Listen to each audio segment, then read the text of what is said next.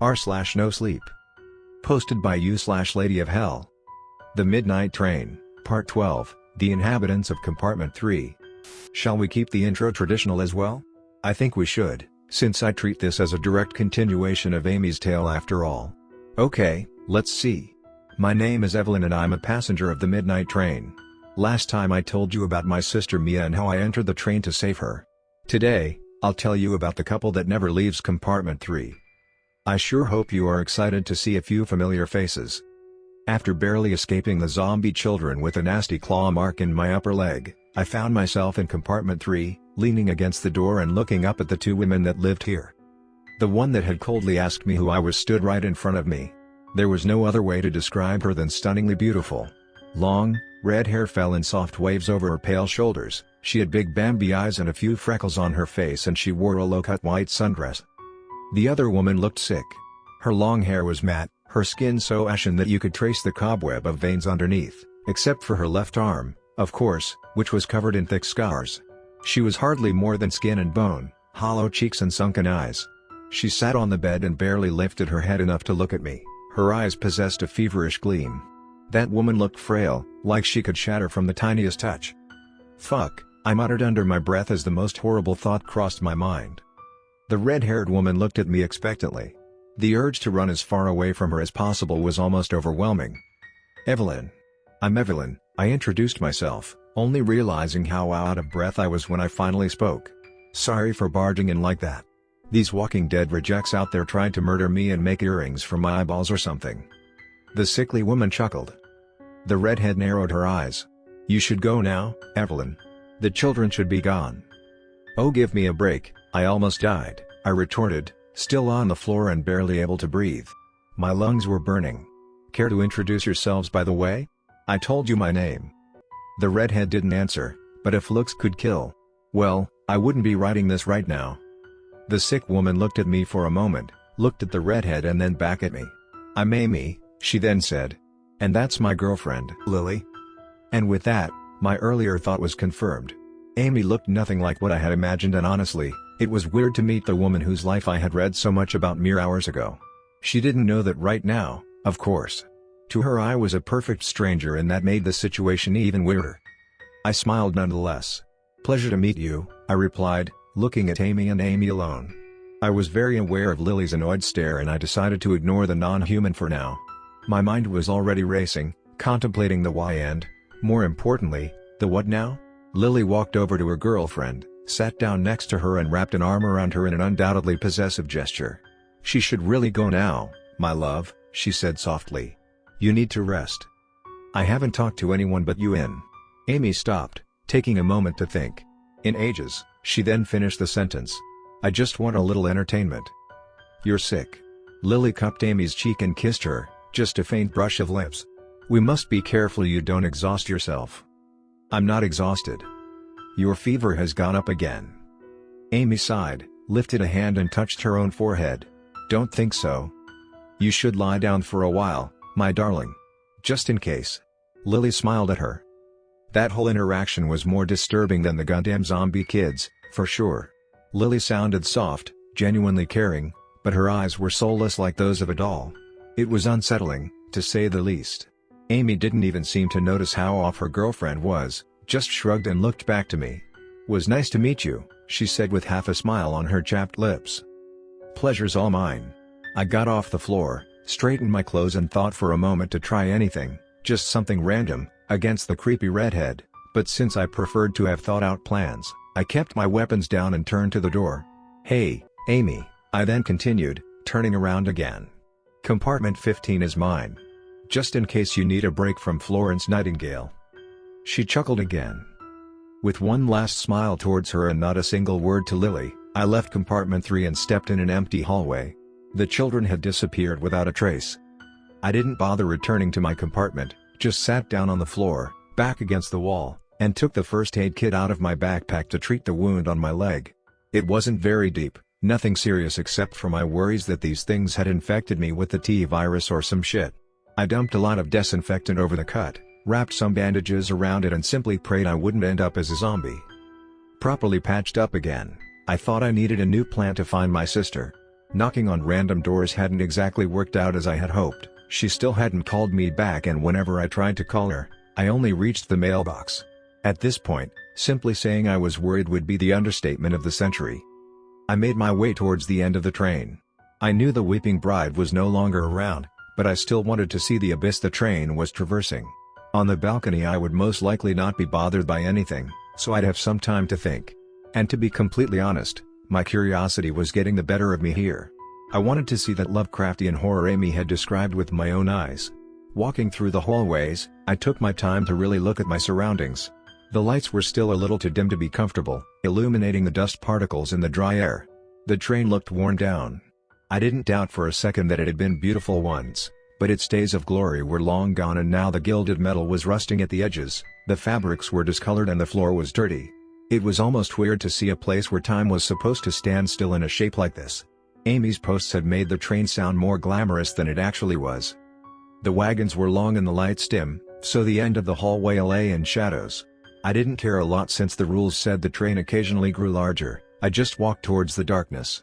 The humming was a background noise, easy enough to ignore. Until, out of nowhere, a vaguely human shape appeared in the shadows. I couldn't make out a single detail in the darkness that surrounded them. The shape seemed to shift, leash out like tentacles in random places. The lights began to flicker and the electric humming that had been so silent the whole time suddenly flared up. I stumbled backwards as pitch-black shadows crept over the floor. The static was deafening. The figure made a step forward. And another one. I think I screamed at this point, but the static drowned my voice out. I reached for my knife. The lights flickered faster and faster. And then, as suddenly as it had begun, it was over.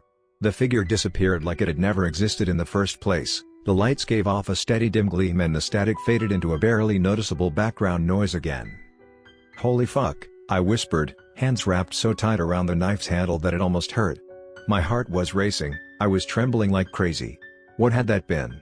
I was certainly grateful that it hadn't been the dark beast, since I had literally been too stunned to run when the lights had started to flicker, but on the other hand, I had no idea what I had just encountered. That shadow thing didn't match any of the rules, as far as I could say. I knew that was a bad sign. A very, very bad sign.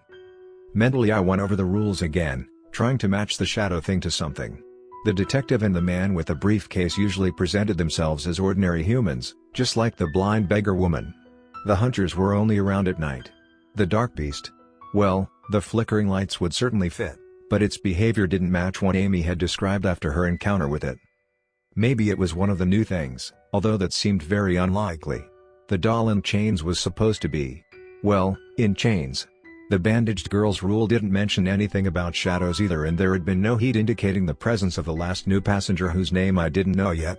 The children had been able to harm me, although I had ignored them at first. Could it be that the dark beast was able to take a human form now? Something was wrong here. A sudden, high-pitched scream pulled me violently from my thoughts. I jumped, raised the knife out of reflex and spun around to face a closed door. Something behind there was screaming its lungs out, nothing but burning anger in its voice. "Can you give me a fucking break?" I shouted at no one in particular. Maybe at the train itself. Once again, I let myself fall against the nearest wall and took a deep breath to calm my racing heart. God, this place was getting to me. I closed my eyes for a few seconds and forced myself to calm down. Whatever was screaming in this room wouldn't come out and hurt me. Most likely, it couldn't. When I opened my eyes again and continued my way down the hallway, the screaming slowly faded. And I ran into another person, or not person. Inhuman. Whatever you want to call it. I recognized him immediately. Not that he was hard to recognize. Trench coat and fedora, beard stubble, cigarette between his lips. Thin, dark shadows under even darker eyes. He looked kind of sick, something I wouldn't expect from an entity like him. "The detective, I presume?" I asked, half a smile on my lips. Finally, something that didn't want to kill me. "You're new, kid?" he asked in return. "Arrived last night," I confirmed, turned half around and looked towards the door where there was still something screaming. "What's in there? A banshee?" He took a drag of his cigarette. "They call it the chain doll, as far as I know. I'd stay away from her during daylight." "That doll sounded really lovely, didn't she?" The detective looked at me, his eyes briefly staying at the cut in my leg, and I almost expected him to ask what had happened. But he merely looked me in the eyes again. exhaled a cloud of cigarette smoke and said, "Ask." I blinked. You've got questions, kid. All new passengers have. He crossed his arms and leaned against the wall. Ask. Can you help me find someone? There were 1,000 things I wanted to know about him, about the midnight train, about the Inhumans in general, but there was something more important. Mia. The train seemed to do its best to distract me from my sister, but finding her was still the reason I was here in the first place. No. Again, I blinked in confusion. What? I've got a case, he explained. Can't take another one. But you have time to stand around and answer my questions? He shrugged. That's different. Okay, you're not human, you have rules to follow, I won't pretend I get it, I replied, brushing my hair back with one hand. But I need to find my sister. Mia. She's somewhere here, arrived a day before me, she doesn't pick up her phone and I'm worried sick. The detective didn't reply immediately, just looked at me with his tired eyes. I felt my stomach drop. What happened? I asked, my voice barely more than a whisper, and to be honest, I knew the answer before he said anything. Maybe I had known it as soon as I entered the train and couldn't reach her. But it still felt like a punch in the guts. The Phoenix. She tried to run from him and he burned her to ash, he sighed. I'm sorry, kid. I'll spare you the details of my breakdown. I asked for more details, there weren't any, then asked if something was left of her, nothing but ash, and then I just walked away, back to my compartment, and locked myself in there for more than one day. I cried until my throat hurt, almost threw up, went over my last conversation with her over and over again and then cried some more until I really threw up. I punched the wall a few times, which resulted in nothing but bruised knuckles. I screamed and begged and cursed and then at some point, I felt nothing anymore. When the numbness had settled in, I exited my compartment to find the detective again. Or maybe the conductor, whoever I came across first. All my energy had been drained. I felt like I was sleepwalking when I shut the door behind me and stepped in the hallway. The detective was already waiting just a few meters away. I gave him a questioning look. He shrugged. I knew you're looking for me, kid. Thought I'd spare us both some time.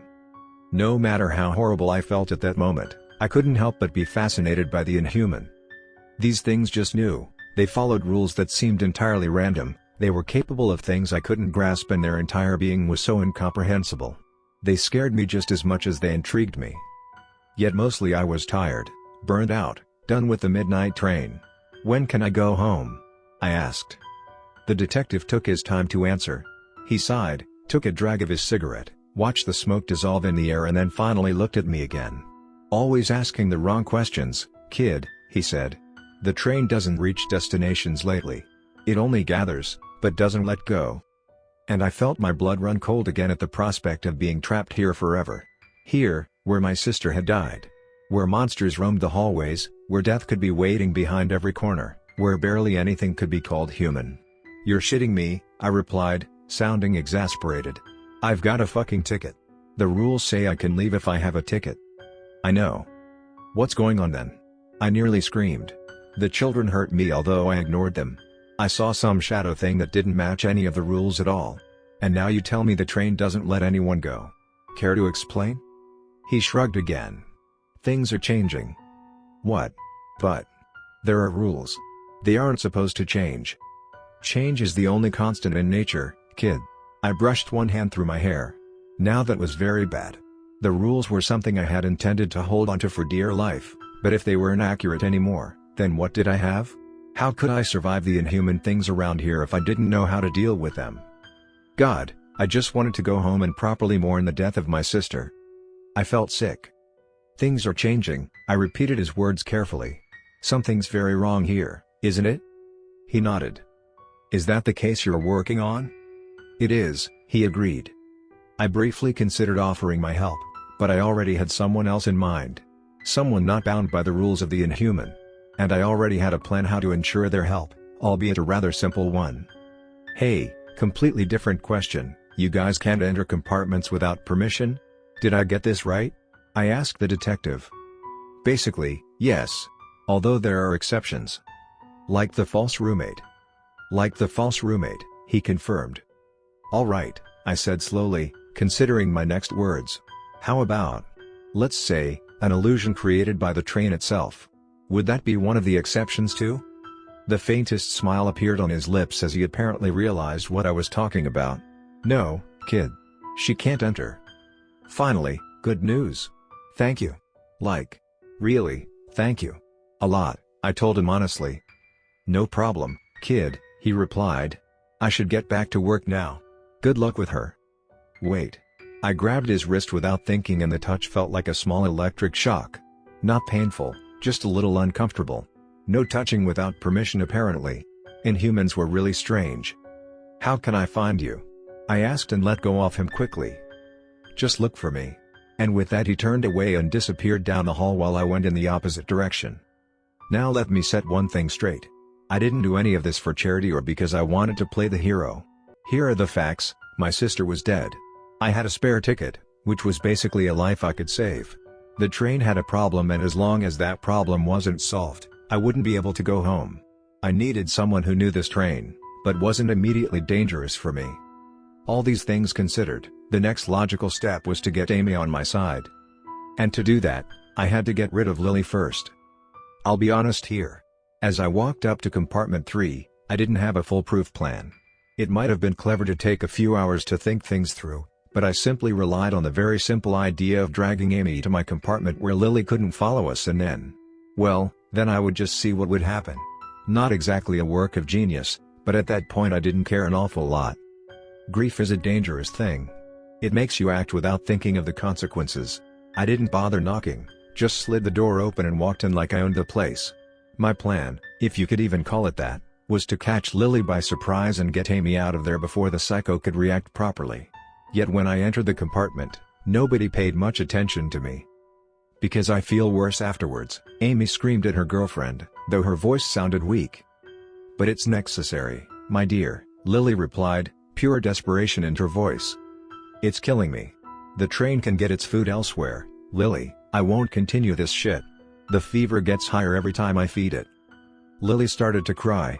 "Please don't do this," she begged. "What has changed?" "I woke up," Amy hissed. And Lily began to melt. I can't describe it any other way. The skin dripped from her bones, slow like molten wax, and her skull caved in.